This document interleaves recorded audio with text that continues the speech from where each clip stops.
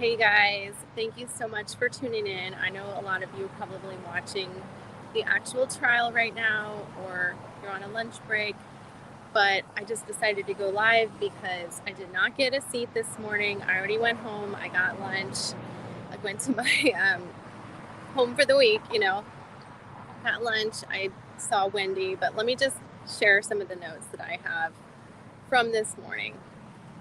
So basically, Josh Newland, the head of the Tallahassee Police Department, showed us a lot of emails that showed Wendi's assets and emails between her mother that set up this Q&A that we have with Georgia Kappelman and Wendi that we saw this morning. I heard from friends in the courtroom that Donna is very poker faced. No, sorry, the jurors are very poker faced. Excuse the noise of all the cars going around. There's a big to-do about this Donna Harvey email. I can tell that Wendi is trying to protect Harvey. So let me just say hi to some people. Hi, let's see. Hi, JPJ. Thank you guys so much for showing up. Sonia Tanner also. Okay. So, gosh. Okay, so anyway, So basically, Wendi, I think, is trying to protect Harvey with this Donna Harvey email. They showed emails through Josh Newland, no way in hell. Yeah, excuse my French, I'm not going to try to cuss in this. No way in HE double hockey sticks, you're going to stay at FSU. And that's per Donna to Wendi. They can prove that Donna failed to allow this Skype, so I feel like they're going to foreshadow this later. They said that Wendi has unclean hands. That was per, I think Dan's lawyer said that Wendi has unclean hands setting up this whole, idea to disbar Wendi, setting up the whole murder for hire, allegedly. So Donna was working on a response to Danny's responses. We learned a lot today about Donna was basically allegedly Wendi's South Florida lawyer, according to Donna herself. There was a 23-page rant, and they said that Gibbers made this his full-time job, aka Danny, as Jackie Fulford calls him lovingly, Danny. Anyway, they said Wendi admits that they called Dan a narcissist, and there was an email we've never seen before that said Donna was getting ready for Wendi to come home. That's very significant and foreshadowing. That they had this all planned out. Then another email, they said, wow, such a royal blank. You are so smart getting rid of this piece of you-know-what. I mean, gosh, Donna is going to have a really hard time coming back from that. Hold on, let me just readjust my notes here, guys. Whoopsies. I feel like Maria Sharapova at the meeting where she gets her Hall of Fame. She's giving her Hall of Fame speech and then she drops her notes, aka True Lifestyles. So give me a moment here.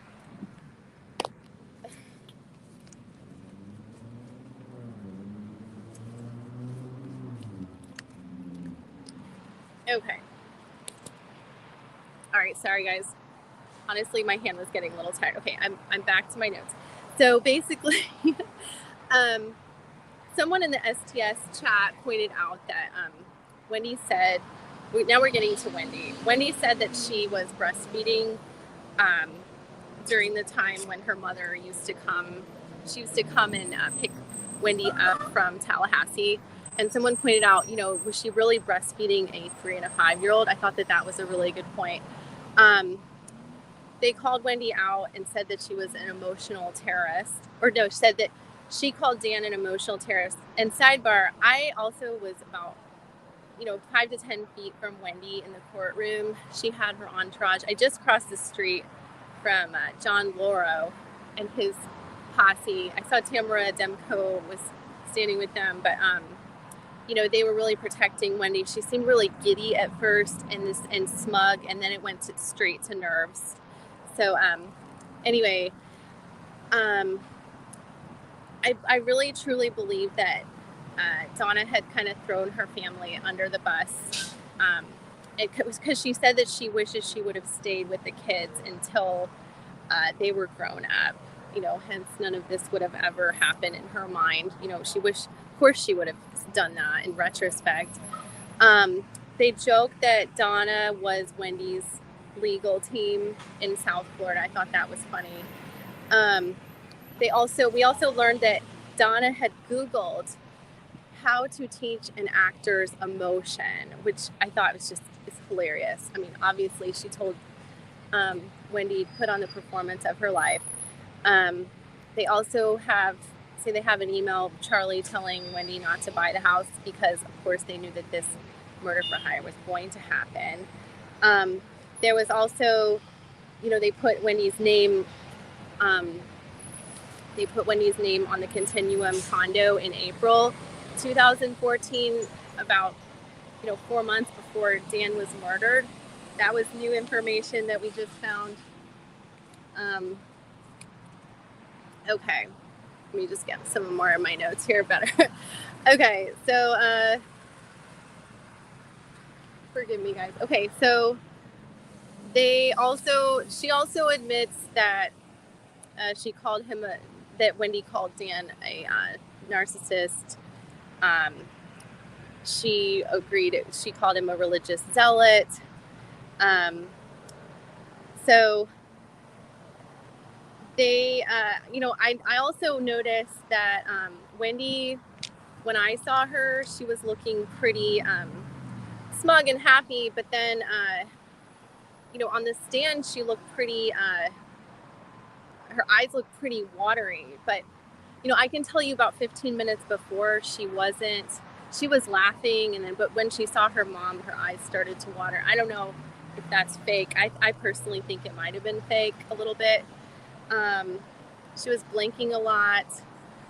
She hasn't seen Donna in a long time, so, you got to realize, there might have been some real emotion there. But she said, Dan used religion as a way of controlling her. She said, they showed her the email, the worst case scenario, I'll be stuck in Tallahassee. I thought that was interesting. They brought up the motion where she said she was going to be stuck in Tallahassee. She cried as she was looking at Donna. Donna was crying.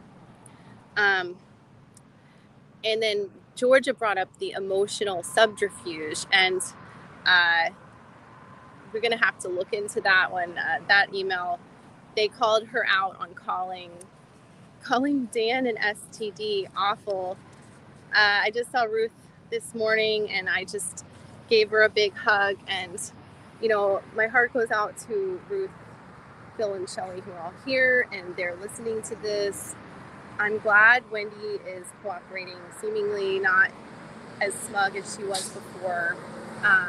But she's trying to get sympathy. This is how she does it. She knows she's come on too strong at the other trials, and I'm really, really hoping I can get back inside.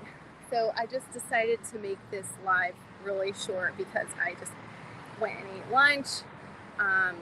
I'm going to try to get back in there, be one of the first to sit there and just tell you guys all about it. I've heard, they were going to open up another room to have people watch it, but they decided not to, but that's okay. I've been taking notes and seeing everybody. Saw a mentor, John Steinbeck, STS, Tamara Demko, and a bunch of frequent commenters are here. But really, if you guys are feeling some FOMO, there was no seats this morning. Absolutely none. I tried to go in and they said, nice try. Because I didn't, I got up early, but I just was kind of taking my time, got there like 8:45, and it was a no-go. So I'm going to head in, guys, and I'll do another live tonight. I'm just going to keep the lives short and keep posting little YouTube shorts to tell you guys how it's going. But thank you so much for watching and liking and subscribing. I'll see you guys later.